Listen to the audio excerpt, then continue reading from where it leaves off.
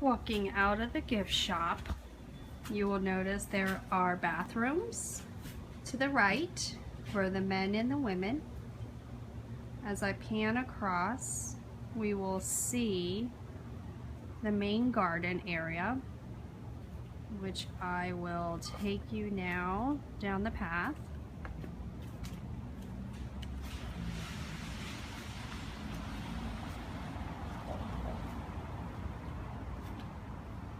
I'm going to pan across to show you the whole space of the main area where we typically set up the round tables. You'll also notice the cookhouse in the back there.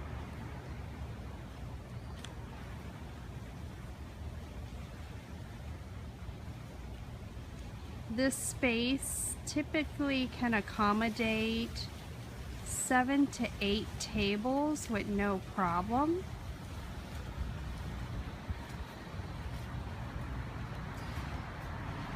We have set up a welcome table in this space in the past. It typically blocks off this entrance area so that guests don't enter into the area where the tables are set up. I'm going to go right into the front of the main house, which is the museum area. Your guests will actually enter through this gate. It's always locked, but for special events they will unlock it. Your guests will be able to enter 15 minutes before the start of your event. They will be directed down this path.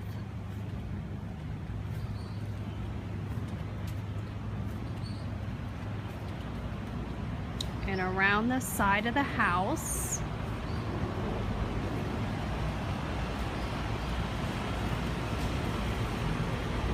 Now, if you were doing the ceremony on the deck of the main house, typically in this area, as you can see, there's a ramp there.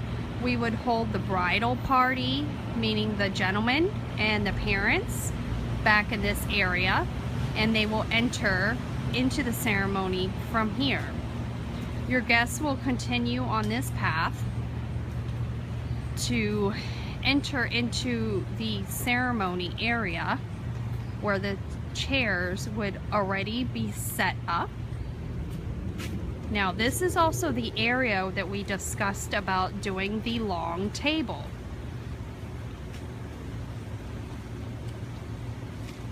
So if you wanted to do ceremony here, and then you have the back of the main house,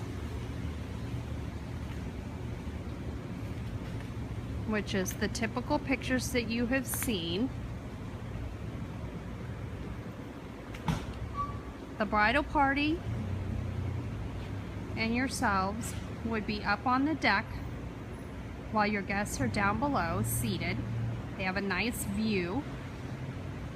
And then after ceremony, you would exit down the steps and you would actually go out this way towards the cookhouse with your bridal party, and your guests would actually go back out the way they entered, around the side of the house, which would allow them to wrap back around the front of the house to the area where I showed you the welcome table could be set up.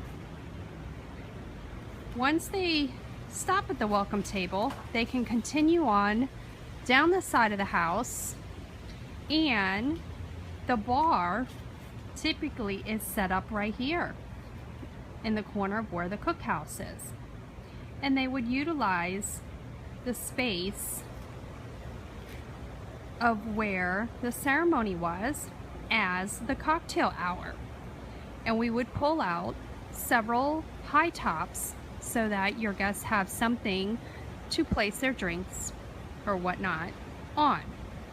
This space would stay empty for dancing later in the evening or dancing up on the deck where you got married. Your DJ would be set up on the deck in the corner of the house, right behind the white railings. The lights would come off the area of the house all the way down over this brick area.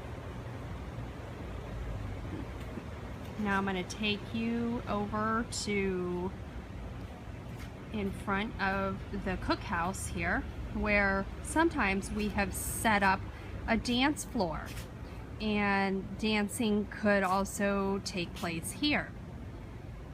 Because your guest list may be a bit smaller than you had anticipated, this could also be an area to set up for the longer table.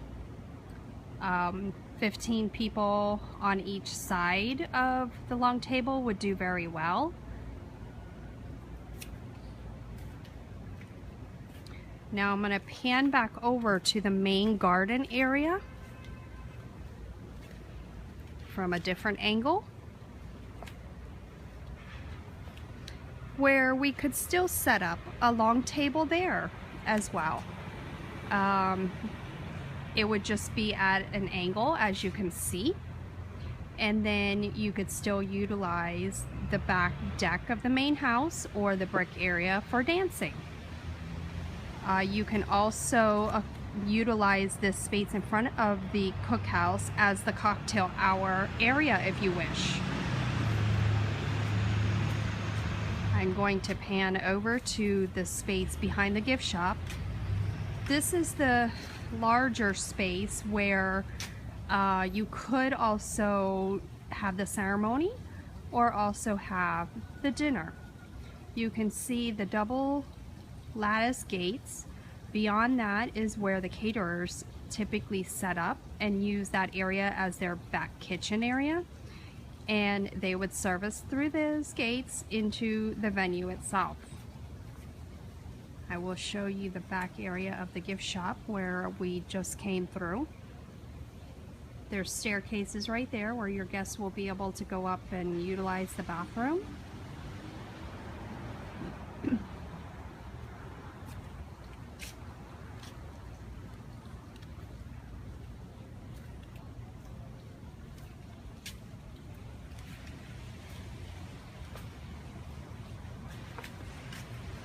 And there's the door leading from the gift shop, which is going to be also the same area where you would be exiting for coming into the ceremony. We will typically hold you in the gift shop before ceremony starts so that your guests don't see you, or that your fiance doesn't see you as well. As you can see, the garden is very green. It's nice and lush. You do have to light up this area, especially if the caterers are going to use this space as setting up for their back kitchen area. You definitely will need to use lighting to set up the main garden area and the back area of the main house. As you can see, there are quite a few of these rustic lanterns all throughout the property. Unfortunately, they are not bright enough to light up for the whole event. So that is why you are required to bring in lighting. This is the main space of the garden where the rounds or the long tables can be set up.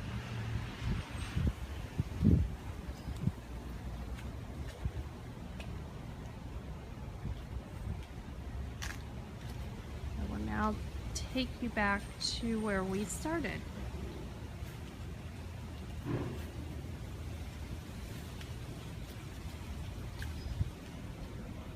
I do hope that shows you a little bit about the space of the Audubon House.